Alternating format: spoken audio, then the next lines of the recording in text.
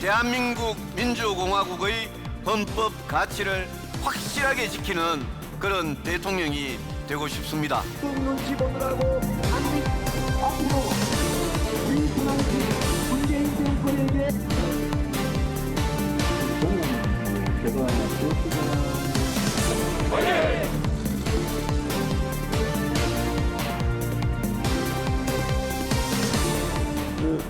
결국 이제 야권 대통합 문제인데 그렇습니다. 야권 보수 진영이 다 하나의 통합의 길로 가야 된다 이런 입장이시죠? 저는 그런 생각입니다. 저는 홍준표 전 대표 같은 분도 지금 바깥에서 자꾸 김종인 위원장이 이끄는 이 국민의힘에 대해서 자꾸 비판만 하실 게 아니라 네.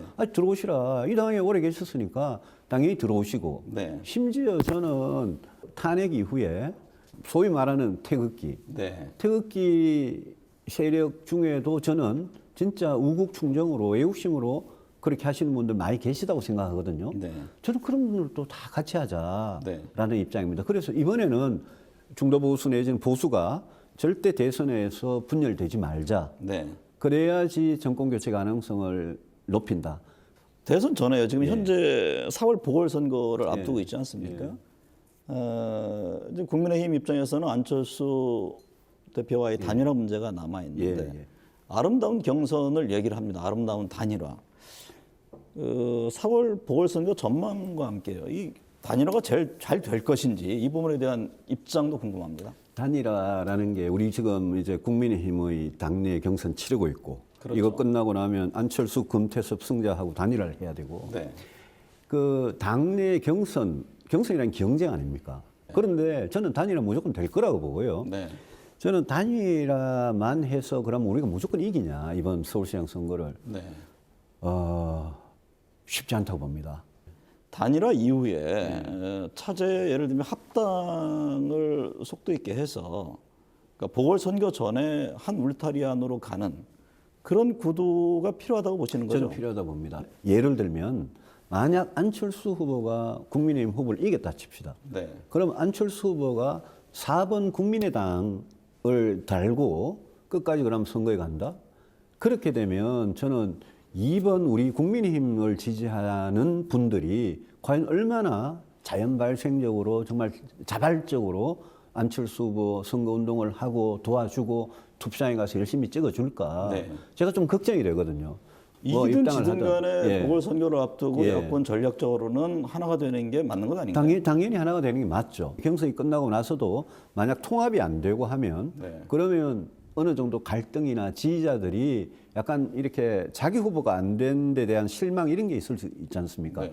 그래서 정말 합치려면 저는 이 경선이 끝나고 나서도 통합하겠다는 최소한 뭐 통합에 뭐 시간이 좀 걸리면 네. 통합하겠다는 약속을 드리고 만약 안철수 후보가 되면 2번을 달고 우리 당에 들어와서 2번을 달고 출마하시는 게 네. 저는 승리에 도움이 될 거다라고 봅니다. 네. 다시 대선 얘기를 하면요. 예. 당을 포함한 보수 진영에서 유 전 의원의 경쟁자는 누구로 보세요? 가장 뭐 확실한 경쟁자는 홍준표 전 대표고요. 네. 우리 원희룡 지사님도 경쟁자고요. 네. 윤석열 총장님도 나오신다면 경쟁자고 이번 서울시장 선거에 나가신 분들이지만 만약 경선에서 지거나 이래서 자기가 뭐 또 대선에 도전하고 싶다 이런 분이 계실 거고요. 네. 여권은 지지율 보면 이재명 지사가 압도적인 1위고 예. 이낙연 대표, 정세균 총리 예. 등등 여러 예. 주자들이 지금 움직이고 있는데요. 예. 여권 후보 중에서는 어느 후보가 가장 버거울 것 같습니까? 다들 강점과 약점이 다 있으신 분들이에요. 네. 이재명 지사 지지도가 뭐 굉장히 단연히 앞서고 있긴 한데 저는 뭐 이재명 지사가 지지도가 앞선다고 저는 뭐 제가 두렵거나 이런 건 아니고요.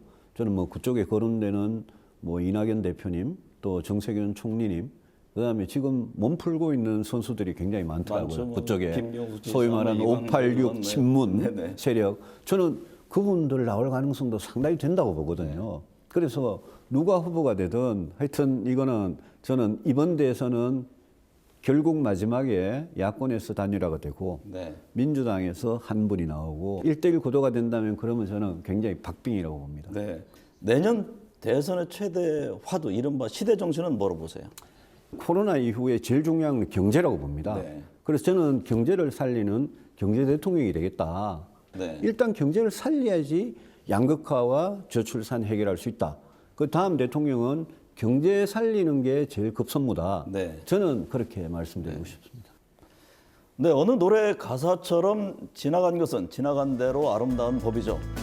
거대 정당에서의 안일함 대신에 스스로 가시밭길을 택했던 유승민 전 의원의 도전, 국민들의 대선 행보를 시작한 유 전 의원의 도전에 대해서 어떻게 화답할까요? 오늘 함께해 주셔서 감사합니다. 예, 고맙습니다. 네.